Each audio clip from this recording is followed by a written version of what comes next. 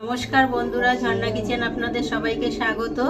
আজকে আমি দই ফুলকপি বানাবো। দেখুন, তার জন্য আমি ফুলকপিগুলো ভালো করে ধুয়ে পরিষ্কার করে ছোট ছোট করে কেটে নিয়েছি।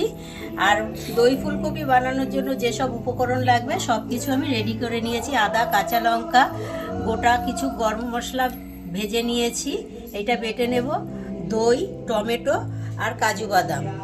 তো বন্ধুদেরকে একটা কথা বলার ছিল। দেখুন, আমার মেয়ে কিছু মাটির বাসনপত্র এনে দিয়েছে, বলছে মা তুমি ভিডিও বানাবে, তোমার ভিডিওতে ভিউ হচ্ছে না, সাবস্ক্রাইব বাড়ছে না, নতুন কিছু দেখাতে হবে। তার জন্য আমি কিছু মাটির বাসন নিয়েছি। তো আশা করছি আপনাদের ভীষণ ভালো লাগবে আমার আজকের ভিডিও। যদি ভালো লাগে লাইক, কমেন্ট, শেয়ার। আর আমার চ্যানেল এখনও সাবস্ক্রাইব করা না থাকলে অবশ্যই করে আমার চ্যানেলটি সাবস্ক্রাইব করবেন, আমার পাশে থাকবেন। গোটা মশলাটা আমি ভেজে ঠান্ডা করে নিয়েছি, এবারে গুঁড়ো করে নেব।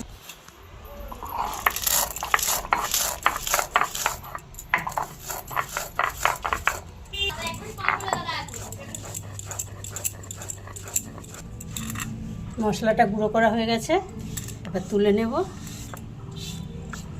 এবার আদা আর কাঁচা লঙ্কা বেটে নেব।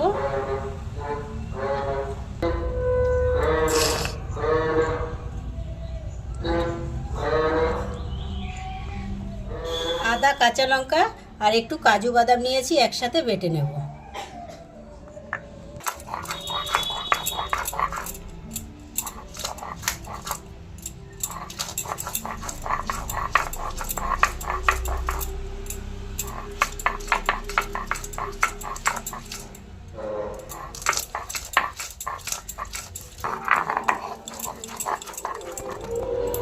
আমি কড়াইতে সাদা তেল গরম করতে বসিয়েছি, তেলটাও গরম হয়ে গেছে। এবারে এতে আমি 2 চামচের মতো ঘি দিয়ে দেব। ঘি আর তেল গরম হয়ে গেছে, এবার ফুলকপিগুলো ভেজে নেব।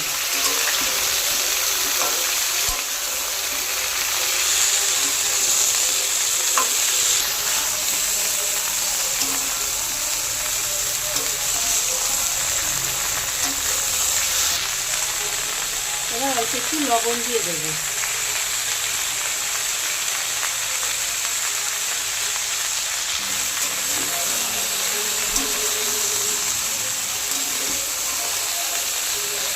ফুলকপি ভাজা হয়ে গেছে, খুব সুন্দর একটা কালার এসে গেছে ফুলকপিতে।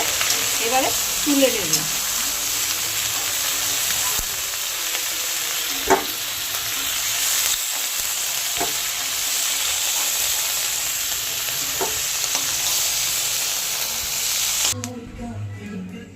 রান্নাটা কিন্তু পুরোটা সাদা তেলেই হবে।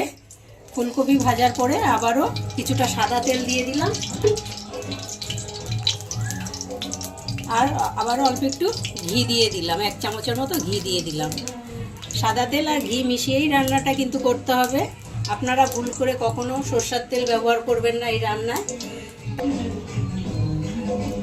তেল কি গরম হয়ে গেছে, এবার ফোড়ন দিয়ে দেব। 1/2 চামচ গোটা জিরে, একটা তেজপাতা, একটা শুকনো লঙ্কা আর গোটা গরম মশলা, লবঙ্গ, এলাচ আর দারচিনি।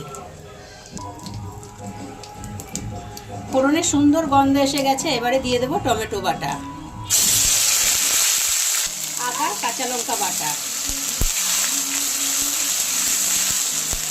আদা, কাঁচা লঙ্কা আর কাজু বাদাম একসাথে বাটা ছিল, দিয়ে দিলাম।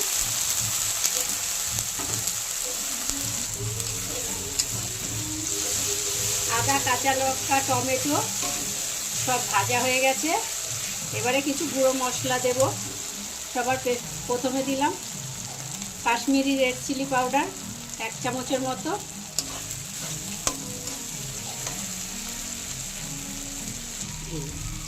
এবারে দেব 1 চামচ জিরার গুঁড়ো, 1 চামচ ধনে গুঁড়ো। আর এই রান্নাটাতে কিন্তু একদমই হলুদ দেওয়া চলবে না, হলুদ ছাড়াই রান্নাটা হবে।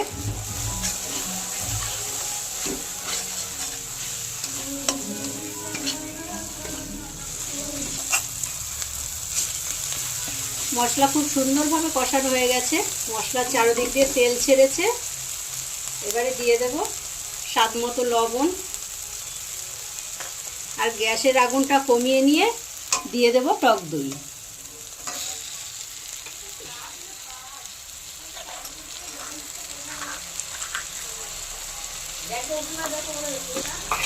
এটা যেহেতু দই ফুলকপি, দইয়ের পরিমাণটা কিন্তু একটু বেশি দিতে হবে।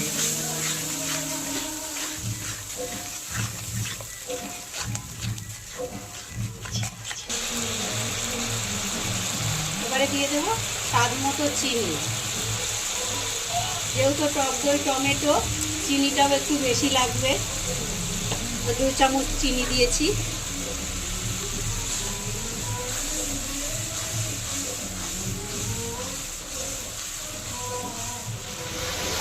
মশলা কষানো হয়ে গেছে, তেলটা উপরে ভেসে উঠেছে। এবারে ভাজা ফুলকপিটা দিয়ে দেবো।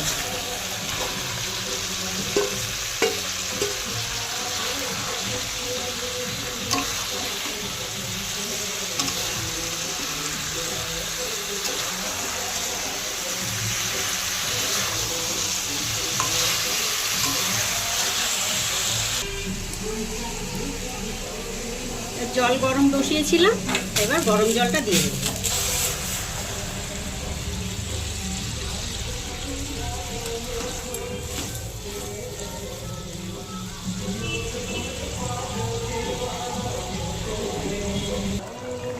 এবার ঢাকা দিয়ে 2-3 মিনিট রান্নাটা করে নিতে। এবারে ঢাকনাটা খুলে দেখে নেব।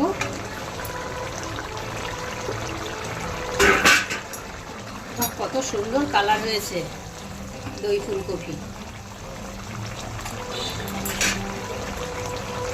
এবার যে ভাজা মশলা রেখেছিলাম, মশলাটা দিয়ে দেব।